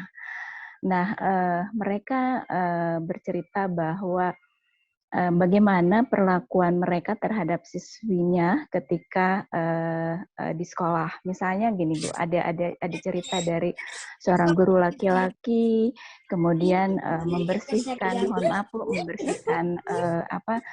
alat kelaminnya ketika anak itu sedang dalam masa haid di sekolah gitu. Kemudian itu guru laki apa perempuan? Laki, Bu, sampai seperti itu, Bu. Dasarnya mereka katanya itu adalah kasih sayang. Nah, itu yang membuat kami tuh sampai segitunya gitu. Ini kan buat kami ini adalah sudah merupakan satu pelecehan ya, Bu ya. walaupun itu adalah siswinya sendiri dan itu keluar di forum cerita seperti itu. Dan ini yang sebenarnya membuat kami sedikit miris. Jadi mereka dasarnya adalah bahwa ini adalah kasih sayang dari seorang guru, kemudian dan siswinya itu memang adalah siswi yang memiliki hambatan disabilitas intelektual sehingga kemandiriannya mungkin agak kurang. Nah, ini yang kemudian dilakukan oleh guru. Jadi tidak ada batasan. Kalau misalnya siswi ini adalah perempuan, kemudian harusnya kan itu dilakukan oleh guru perempuan juga kan, bukan oleh guru laki-laki gitu. Sampai hal seperti gitu. Alasannya ini adalah sebuah bentuk kasih sayang dari gurunya terhadap siswinya, terhadap muridnya tersebut. Kemudian di luar forum ketika acara setelah selesai itu ada juga sih informasi dari guru yang bercerita bahwa sebenarnya banyak Bu kasus-kasus pelecehan dari pendidik kepada siswanya, tapi kebanyakan itu adalah ditutupi oleh pihak sekolah, kemudian dipindahkan gitu si guru itu yang terduga pelaku itu akhirnya dipindahkan ke sekolah lain. Nah, hal seperti ini kan tidak kemudian menjadi membuka kemungkinan, membuka kesempatan bahwa si pelaku itu bisa melakukan hal yang sama di sekolah yang barunya lagi. Jadi kasus-kasus seperti ini tuh tidak diselesaikan secara baik, secara tuntas oleh pihak sekolah, tapi seolah-olah ini ditutupi gitu oleh pihak sekolah. Nah, ini yang kemudian membuat kami agak, ya kok sampai segitunya gitu. Buat kami ini adalah pelecehan ya, karena kan kalau misalnya apapun alasannya, apapun dasarnya bahwa itu adalah kalau guru tersebut mengatakan bahwa ini adalah bentuk kasih sayang, buat kami itu sulit untuk diterima. Ini saja sih sharing dari saya, Bu. Terima kasih. Assalamualaikum warahmatullahi wabarakatuh. Menurut Ibu gimana gitu? Warahmatullahi wabarakatuh. Bu Kustini, terima kasih banyak sharingnya. Pak Darmawan, masih ada yang mau disampaikan, Pak? Pak Darmawan? Pak Darmawan? Ada yang mau disampaikan, Bapak? Atau cukup yang tertulis? Ibu Samsia, monggo. Ada yang mau disampaikan, Ibu Samsia? Baik, nanti nyusul ya. Kalau misalnya ada yang mau disampaikan, saya coba merespon beberapa yang dibagi kepada saya, meskipun nanti jawaban saya bukan jawaban tunggal, artinya ibu-ibu yang lain yang juga punya pengalaman yang sama juga bisa berbagi ya dengan jawaban yang saya berikan. Ini cukup banyak pertanyaan yang muncul dan semuanya pertanyaan penting menurut saya. Ada 8 ya pertanyaan dan menurut saya semuanya penting untuk dibahas. Yang pertama soal rehabilitasi pelaku. Nah, Mbak Murti, Bu Murti, memang ini konsep baru ya, konsep baru sebetulnya di buku saya ini sudah saya ulas sedemikian rupa soal rehabilitasi pelaku ini, karena memang selama ini dasar saya mengangkat soal rehabilitasi pelaku itu adalah terkait tadi martabat manusia. Sesungguhnya setiap orang itu memiliki martabat manusia, punya seluruh kebaikan itu yang manusia itu. Ya, apalagi kalau yang beragama Islam udah tahulah dalilnya ya. Setiap orang itu sesungguhnya adalah dalam dirinya itu adalah kebaikan. Maka dia melekat dalam diri manusia itu nggak bisa dihilangkan. Oleh karena itu menurut saya ketika dia memiliki kesalahan atau melakukan sebuah kejahatan, maka dia harus dikembalikan. Itu dari sisi kemanusiaannya. Yang kedua, dilihat dari keadilan struktural. Sebetulnya kita semua, termasuk laki-laki, itu adalah korban patriarki. Ya, dua-duanya ini korban patriarki. Tetapi yang mengakibatkan penderitaan, yang mengalami penderitaan terbanyak itu adalah perempuan.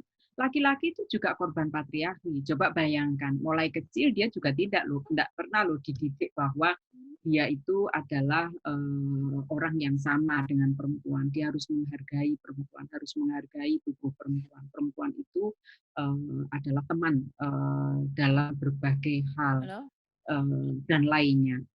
Bahkan sebaliknya. kita semua barangkali mulai kecil justru dididik bahwa laki-laki berbeda dengan perempuan dan seterusnya. Oleh karena itu dalam konstruksi keadilan struktural sebetulnya dua-duanya adalah korban patriarki. Meskipun akibat dari patriarki yang paling menderita, yang paling mendapatkan penderitaan itu adalah perempuan. Nah, dalam konteks martabat manusia itulah maka perlu ini dipulihkan. Pertanyaannya adalah, lah kan cukup diberi efek jerah. Betul, ada pemidanaan dalam bentuk sanksi penal di penjara. Tetapi sanksi dalam bentuk pembatasan ruang gerak saja tidak secara otomatis memperbaiki cara pandang orang ini terhadap perempuan. Saya ingin memberikan contoh ya. Ibu-ibu nggak apa-apa ya, ini lebih dari jam 9. Nggak apa-apa. Lanjut saja, Bu. Masalah, lanjut. Baik. Baik. Jadi, saya harus mohon maaf dulu, minta persetujuan dulu nih. Jadi, saya itu waktu di Ombudsman atau sebelumnya di Komnas Perempuan, tapi ini yang saya berkunjung ini ke lembaga pemasyarakatan. Pada saat saya berkunjung ke lembaga pemasyarakatan, saya menemui beberapa tahanan. Kebetulan ada 2 orang sudah sangat renta, lalu saya dekati, Bapak dipidana kasus apa? Begitu pertanyaan saya. Beliau ternyata dihukum 9 tahun, perkara pencabulan.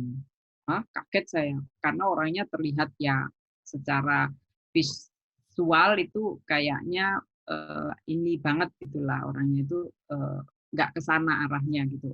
Saya pikir pencurian atau apa. Saya dituduh melakukan pencabulan, sudah menjalani hukuman 6 tahun. Lalu bagaimana kejadiannya? Dia kan tidak tahu saya siapa. Lalu yang beliau sampaikan setelah ngobrol panjang gitu ya, dia sampaikan begini, Bu, sebetulnya saya nggak bersalah. Oh gitu, gimana kok Bapak nggak bersalah?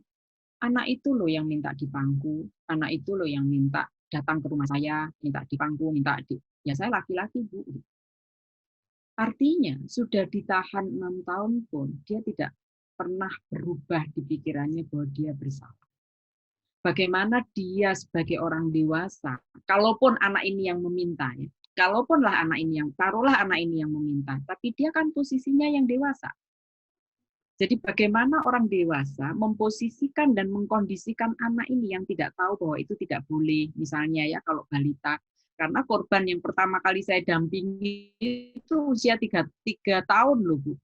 Korban perkosaan yang pertama kali saya dampingi di Jember itu usia 3 tahun, pelakunya 23 tahun. Korban tertua yang saya dampingi usia 58 tahun. Jadi jangan memikirkan bahwa kalau tua nggak diperkosa, berpeluang juga Bu diperkosa. Yang saya dampingi yang tertua 58 tahun di Jember itu, yang terkecil adalah 3 tahun, masih digendong sama ibunya. Jadi ini soal penghargaan. Kalaupun anak ini tidak mengerti, tidak tahu, mestinya kan yang lebih dewasa, yang bisa mengkondisikan dan memposisikan anak ini bahwa kamu ini tubuh yang harus saya hargai, walaupun kamu kecil nggak ngerti, ini nggak boleh. Dan saya nggak melakukan, bukan memanfaatkan, apalagi memanipulasi. Nah setelah kejadian pun sudah ditahan 6 tahun, ternyata perspektifnya tidak berubah. Itu yang menurut saya dalam konstruksi keadilan struktural, mereka ini harus diperbaiki. Saya memang waktu itu mencari padanan kata apa ya gitu yang paling tepat. Ternyata pemulihan itu dalam bahasa Inggris itu ya memang rehab gitu. Mau pelaku atau korban ya direhab. Nah, cuman masuk sama sih korban sama pelaku gitu. Maka diksinya korban itu pemulihan, pelaku adalah rehabilitasi. Dalam teman-teman untuk korban pelaku KDRT bahkan memunculkan satu konsep laki-laki baru ya, yang diberi treatment supaya dia menjadi new, dia menjadi reborn, menjadi orang baru setelah dilakukan perubahan perspektif. Jadi Bu Murti dan Bapak Ibu sekalian, upaya memberikan rehabilitasi kepada pelaku itu adalah bagian dari punishment, bagian dari hukuman. Ya, diberi pendidikan itu bagian dari hukuman. Kamu harus ngerti dulu, baru kamu dikeluarkan. Nggak cukup cuma ditahan. Nah ini memang kalau ditanya, bentuknya bagaimana? Ini yang nanti perlu dibuat dalam bentuk peraturan pemerintah lebih detail. Apa yang harus dilakukan? Tidak cukup ternyata hanya diberi ceramah. Tidak cukup hanya diberi hukuman kebiri misalnya. Ini yang dirubah. Soal cara pandang. Bagaimana menghargai anak, perempuan, atau kelompok atau orang yang direndahkan posisinya. Tidak selalu perempuan, tidak selalu anak. Bisa juga laki-laki, Bu. Kalau yang perempuan adalah yang lebih dominan. Mungkin ibu-ibu dan bapak bertanya, emang ada, Bu, Nini laki-laki diperkosa? Ada. Dulu kasus di Sulawesi Selatan ya, ada seorang anak yang diperkosa oleh seorang istri, tapi memang istrinya yang lebih usia dewasa.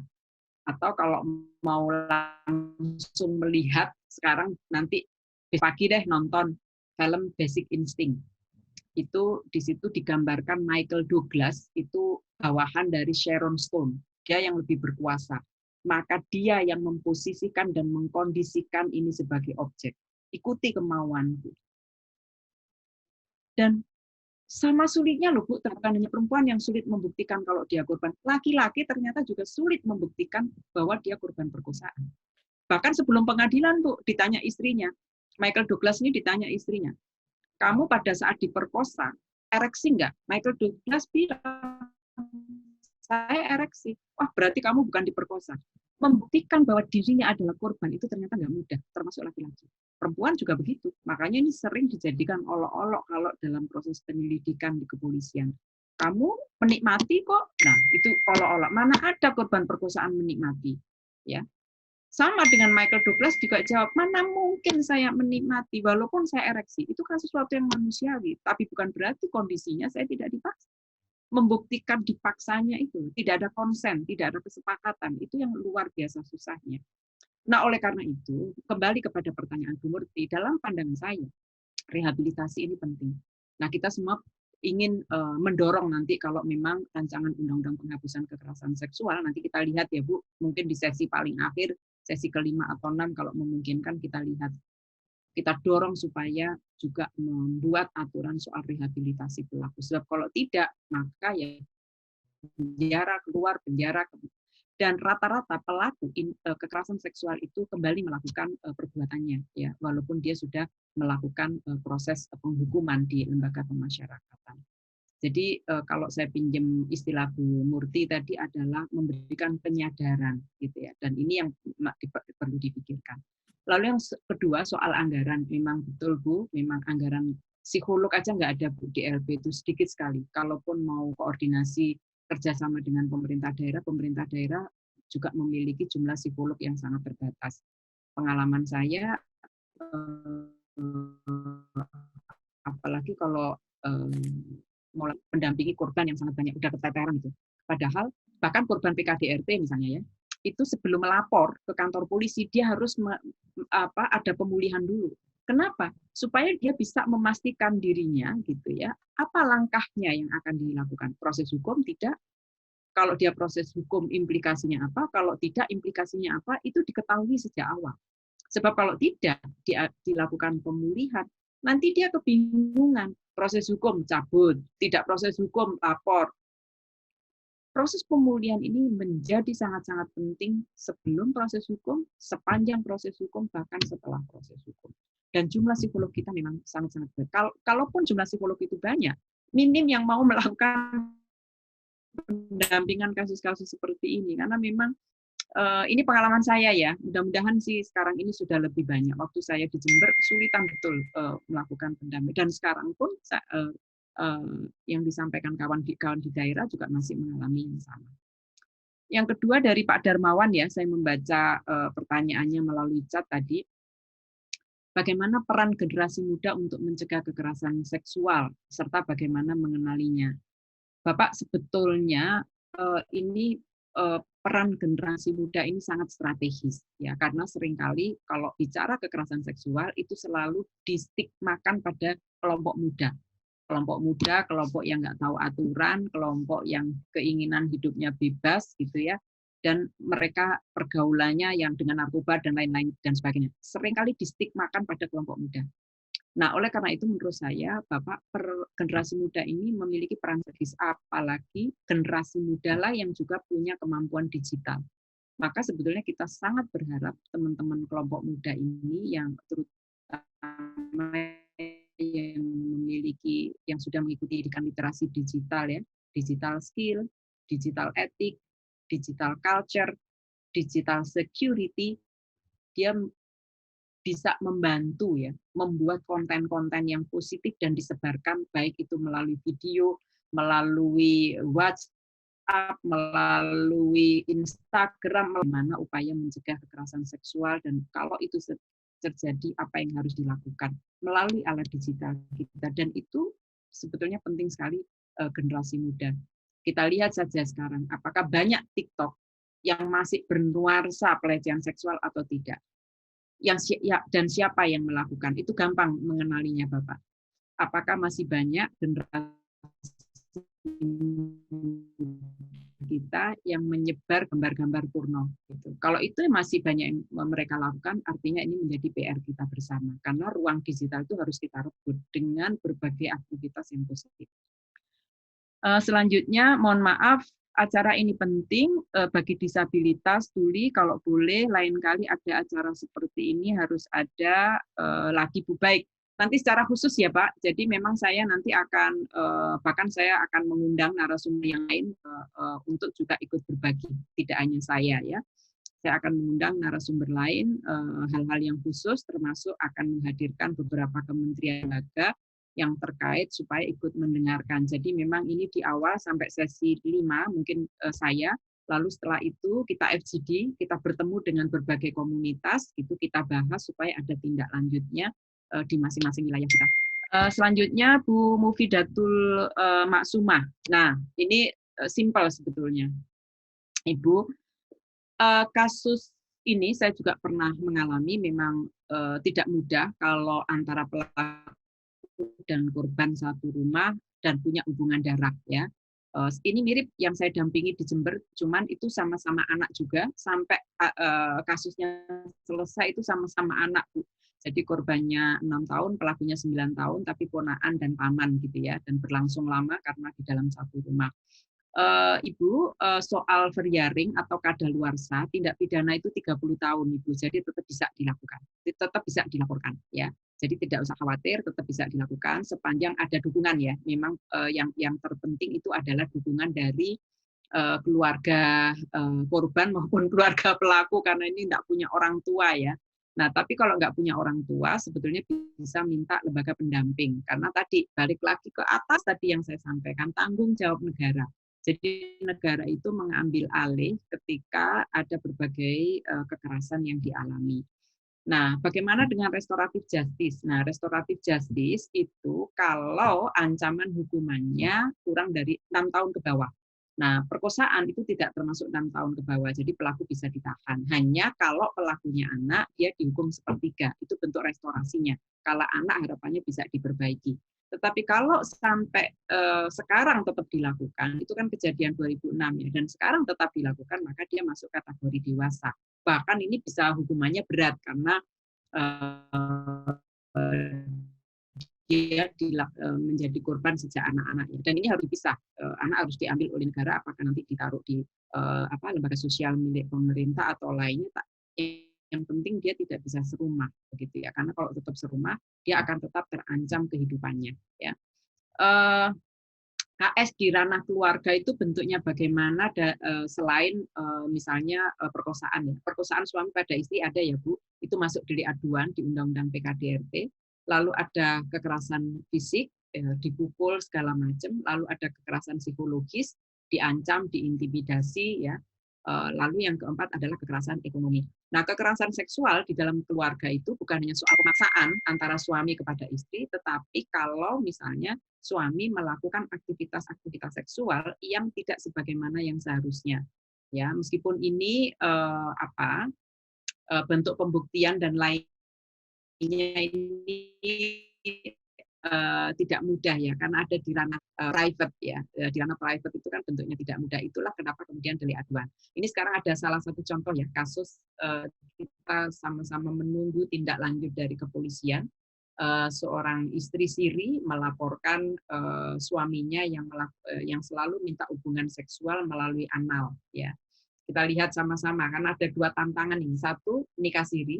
Seringkali kepolisian itu ada yang tidak mau menindaklanjuti alasannya karena pernikahan siri. Padahal Undang-Undang PKDRT itu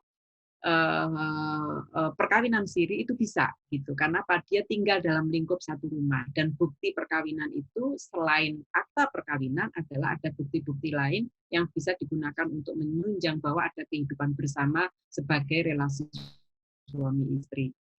Nah, yang kita lihat nanti adalah kekerasan seksual, karena perkosaan itu di Undang-Undang PKDRT itu kan hanya penis ke vagina, sedangkan yang lain penis ke hidung, penis ke payudara, penis ke telinga, penis ke anus, itu kan belum ada aturannya. Makanya di rancangan Undang-Undang Penghapusan Kekerasan Seksual harapan kita nanti itu diatur.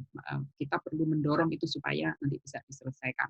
Dari Bu Sukma ini hampir sama dengan pertanyaan soal KDRT ya Ibu. Jadi memang soal KDRT, lagi-lagi kalau dulu saya diminta untuk mendampingi korban, saya paling berat mendampingi kasus PKDRT, karena itu memang berat sekali. Kasusnya di lingkup rumah tangga yang sangat kecil, yang paling memi itu adalah korban, saksi kadang-kadang anak-anak mana mungkin dijadikan saksi terhadap kasus bapak ibunya, kan nggak mungkin. Kalau kejadiannya malam hari dan tidak ada orang, maka saksinya hanya saksi korban. Apakah bisa? Bisa sebetulnya. Di Undang-Undang PKDRT nomor 23 tahun 2004 itu membolehkan satu saksi, yaitu saksi korban ditambah ahli. Jadi nanti ditambah ahli, ditambah barang bukti, itu sudah boleh. Hanya memang interpretasi kadang-kadang oleh aparat penegak hukum yang jangan deh gitu, orang masalah KDRT selesaikan aja, itu biasa suami istri. Nanti secara khusus akan saya bahas soal ini. Bagaimana berbagai bentuk kerentanan termasuk penggunaan 4 delik pidana yang ada di Undang-Undang PKDRT yang sebetulnya tidak semua itu delik aduan, tapi seringkali semua dianggap delik aduan. Ya. Jadi ini sebetulnya bisa kalau saya Bu Sukma ini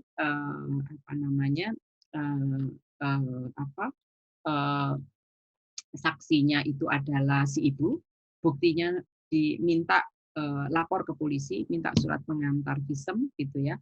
Loh, visum apa? Visum psikologis. Jadi kalau begini visumnya visum psikologis dan visum esiatrikum. Nanti akan diberi itu sebagai barang bukti dan menghadirkan ahli.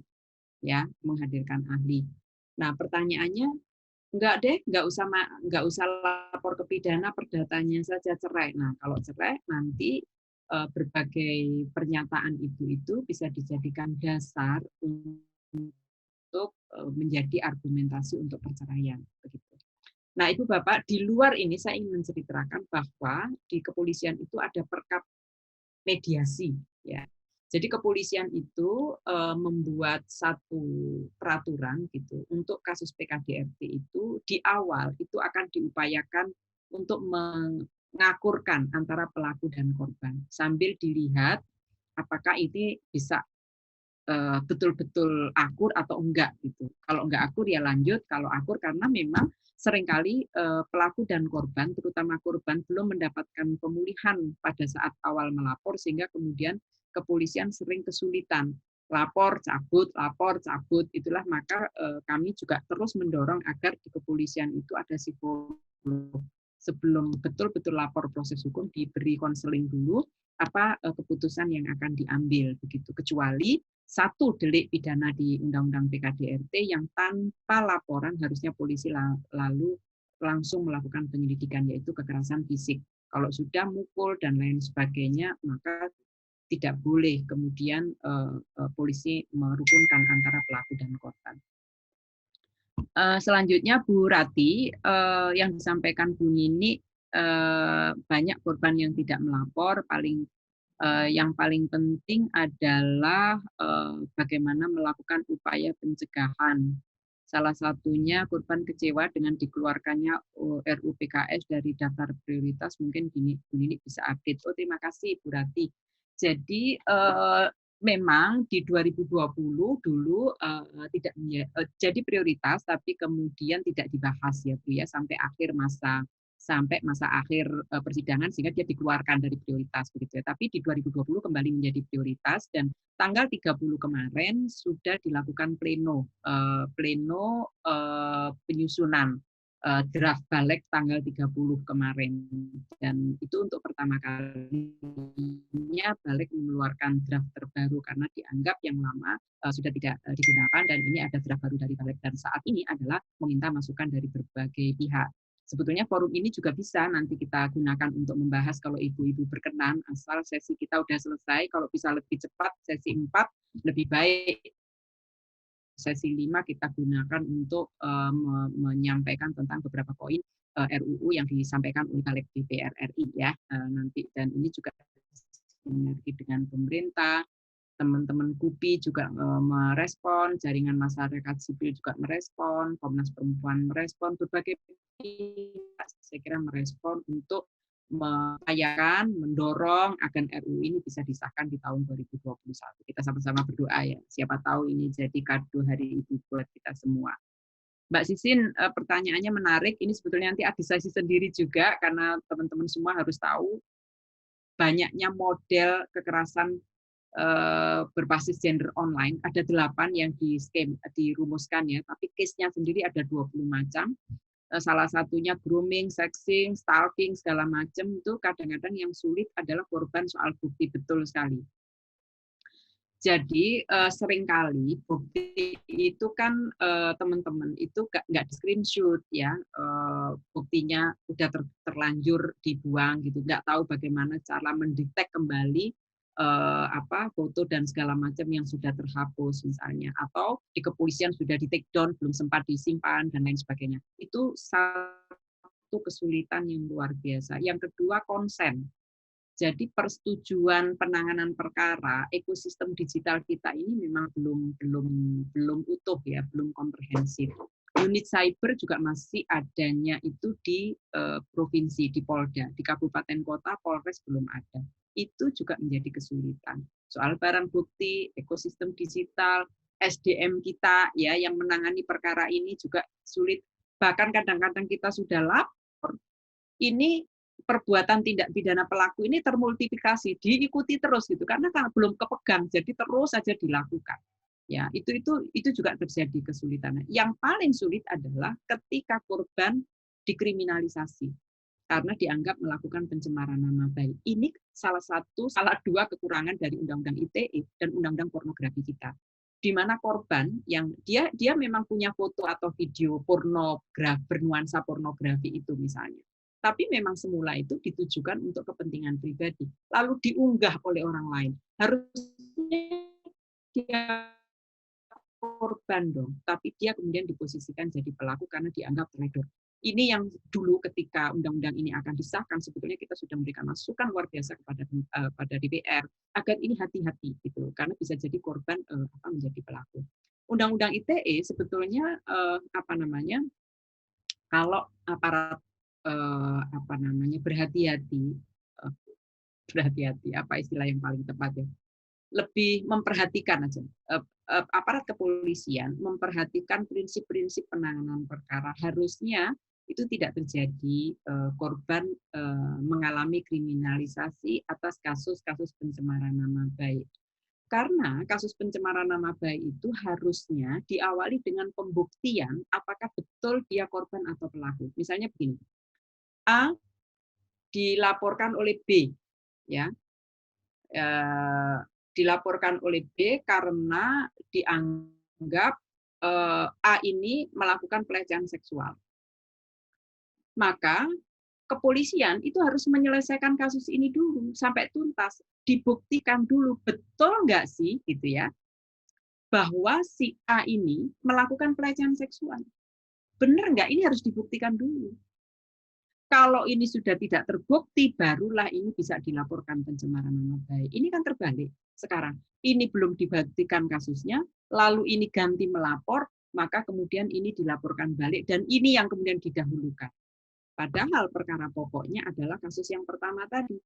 A dilaporkan oleh B karena si A ini melakukan pelecehan seksual. Gitu.